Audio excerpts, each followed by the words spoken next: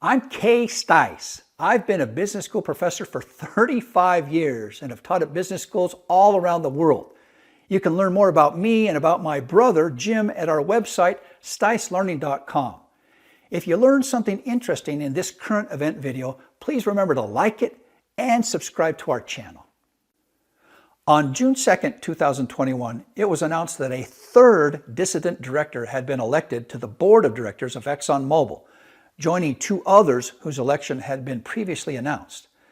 This means that the 12-member Exxon Mobil board now contains 3 directors who were not approved and nominated by the people who currently control the company.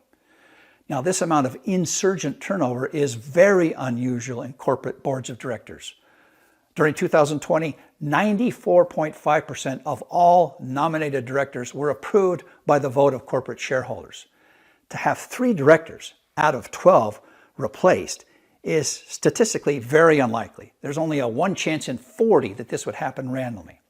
So, what big issue has stirred the discontent of the shareholders of Exxon Mobil? In a word, environment. A small investment fund with the interesting name of Engine Number 1 reported that it was dissatisfied with Exxon Mobil's strategy or lack of strategy with respect to transitioning to a carbon-neutral global economy. Now, to say that Engine Number 1 is small is an understatement. The fund is tiny. The fund's total initial investment in Exxon Mobil was $40 million, representing ownership of just 0.016% of the outstanding Exxon Mobil shares. Engine Number 1 launched a campaign to get Exxon Mobil to commit to net zero carbon emissions by the year 2050.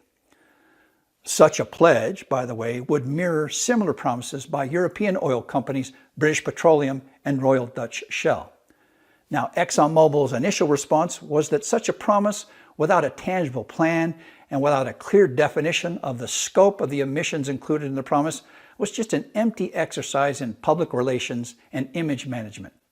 So, to force the issue, Engine Number 1, the investment fund, put forth 4 replacement directors to sit on Exxon Mobil's 12-person board of directors.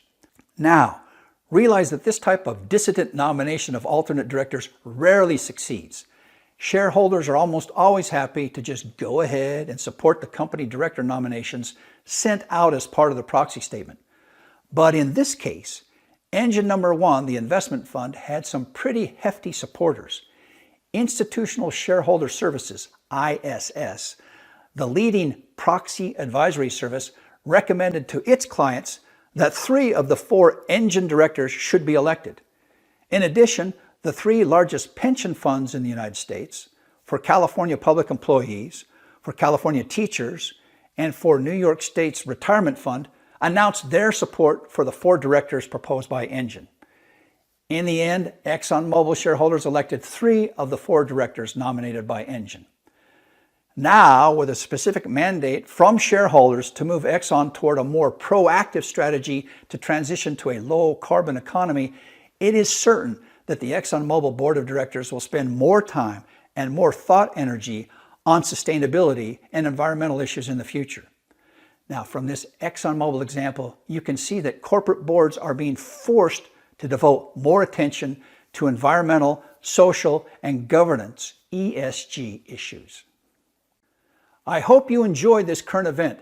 Please remember to like this video, share it with a friend who needs to understand what you and I now know, and subscribe to the channel. Thanks.